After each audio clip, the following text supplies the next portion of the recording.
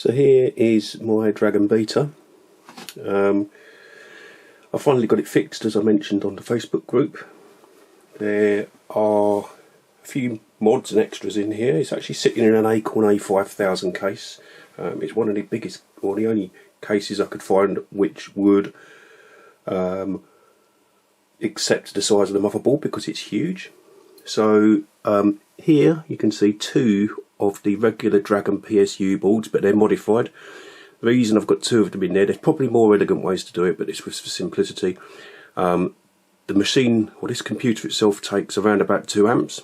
So that was one board taken up, and then I wanted to power the floppy drives also from one of these power supplies, so I've set another one up for another 2 amps, although it's only going to take roughly 1 amp or less with Gotex. They're both controlled off of the same power switch, which eventually I will wire into the case. For the moment I've got to use the button on the power supply. It's running from a 12 volt 3.5 amp power supply, so quite a neat solution, but probably could be made even better. There's some other additions in here. So this board here, which you can just see, that is Phil Harvey Smith's board, which replaces the archaic 22-pin static RAM with some modern static RAM. But effectively takes some of the components away from being unobtainium. There is also another board here which enables the dynamic RAM to be replaced. You can see all these empty slots here. All these empty slots originally would have taken 256K in 4164 chips. So yeah, this board replaces that with modern dynamic RAM. Actually, not, it may even be modern static RAM. This board here is a further memory upgrade by Phil. This takes the machine up to 768 kilobytes of RAM. And over here you can see a small board. This is the 26-pin to 34-pin floppy adapter. It's not the same, or the 26-pin is not the same as the Amstrad 26-pin. It is the pin out which was originally assigned to the very first Sony 3.5-inch disc drives. So Phil's made up a converter there which allows selection between 4 discs. Over here, rather precarious, but you can see I've got another board. This board is a PS2 to Dragon Beta keyboard adapter, which is going into the Dragon Beta's original keyboard slot. So this board is currently running. I'm going to set the camera up again with it focused on the screen, and I'm going to show you the graphical demo which I finally got to work. So I'll see you in a bit. Okay, I'm back. I'm just about to try and get myself into a seat that is not going to interfere with the video. Excuse me, aches and pains, still recovering. Right, so as most of you will know, the Dragon Beta, or Dragon 128 as it's called on here, runs on OS 9. I've got currently 2 drives connected on here, a Gotek on D0 and a regular floppy on D1. So I'm going to change the data directory to the demo directory on disk 1.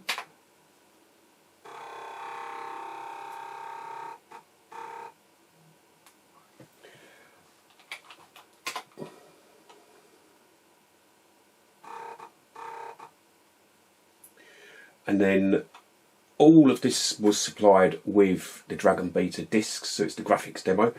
We need to run the start module, which I believe is just going to load in the graphics modules and character modules into main memory.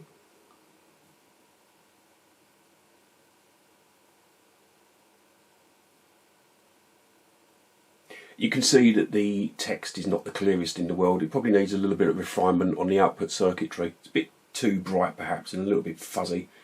But hey, this is it's the first revision of a long lost computer that is finally working again. So anyway, we've done the start command. We now need to load up Basic 09 with 16K of RAM.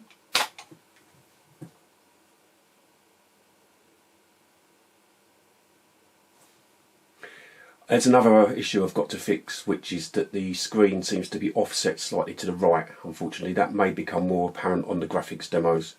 For now, it should be okay. Right, so Basic 09 is loaded. We need to load, demo.merge.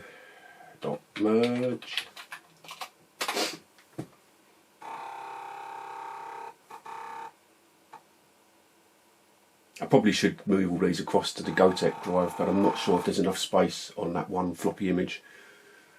Probably be even better just to get another Gotek drive. But for the moment, this will do. Right, so this is just loading all of the Basic 09 listings into local memory. And then we want to run graphics demo.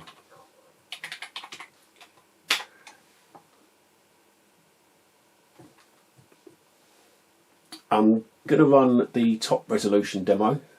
Simple reason being, on the lower resolution it's pretty much the same, but there's no extra colours available, or they don't use any extra colours, and things just go off of the screen. So I'm going to go for option 4. I don't know whether there are ever going to be more options in here, or whether they're just unusable modes for this, but I can find that out. I need to get the code list in a easy to look at format so I can mess around and do my own thing with it. But here we go.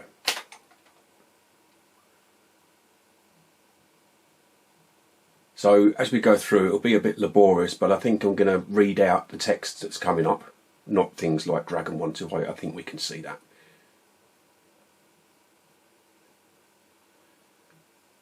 There you go, there's all your colours helpfully displayed. But rather than me whiz through and you have to pause the video, I'll just briefly read what's coming up on the screen. So the origin is at the bottom left hand corner of the screen by default. The next demo is going to draw axes, and a selection of shapes will be drawn onto the screen. The screen is a small window into a very much larger picture. So you can draw off screen, and yeah, rather than being limited, or that's what it sounds like anyway. So here we go.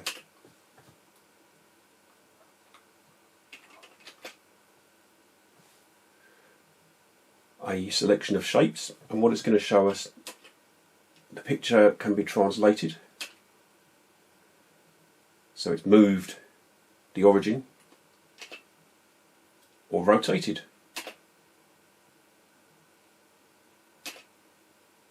or scaled in various ways.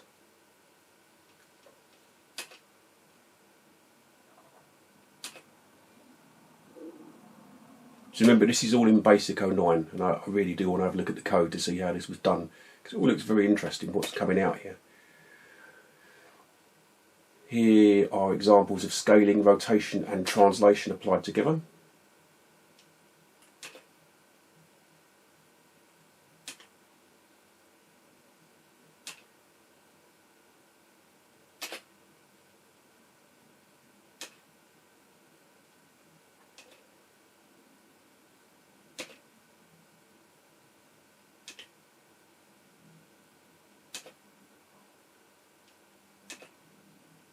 Negative scale factors called reflection about the axes.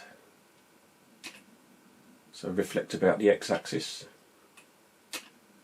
or about the y-axis, or about both axes.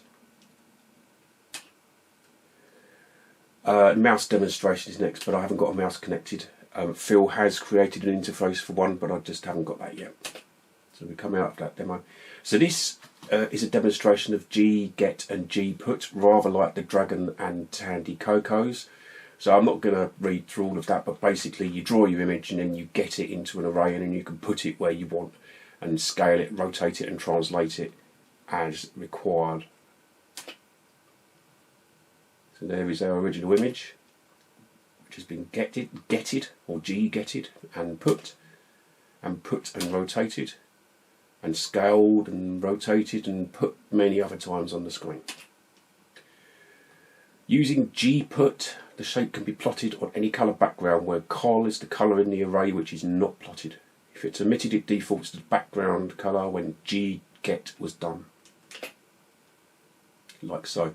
There's that rather garish green again. It's almost like we've got a 6847 in here, but we haven't. This is running from a 6845 chip with discrete RGB circuitry.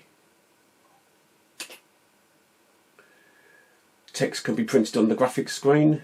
Current settings of scale, rotate and translate are honoured. The text can be printed on a background colour block if required.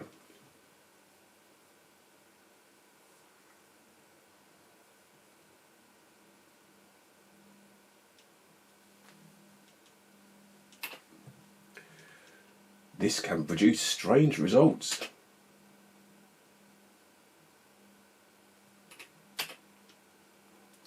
Areas of the screen can be painted with colour. This is much like the paint command on the Dragon and Coco machines, so you basically tell it where you want to start painting and you tell it the colour of the boundary. So this first one is a standard paint. It's either till it hits any boundary or till it hits green, depends how it's been coded. This one has been told to paint until it hits a red boundary, or actually any boundary, because it didn't go into the blue either, or the green. This one has been told to paint until it hits a red boundary.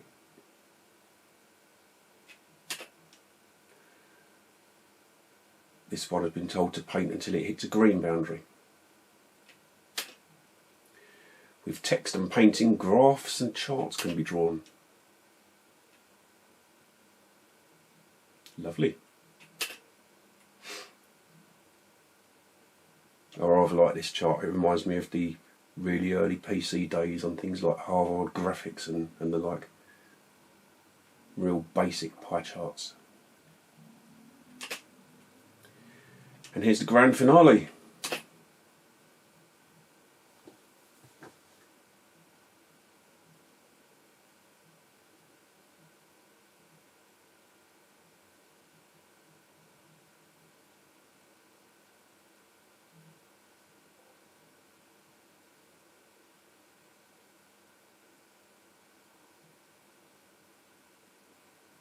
I hope that was worth the wait.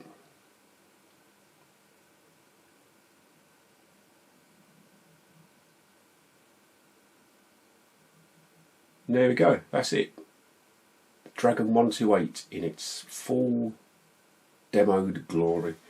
Now I've got the thing working. If I can get hold of the basic listing, I should be able to mess around and do some of my own stuff.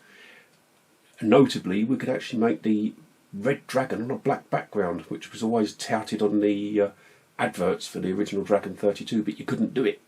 So we shall see.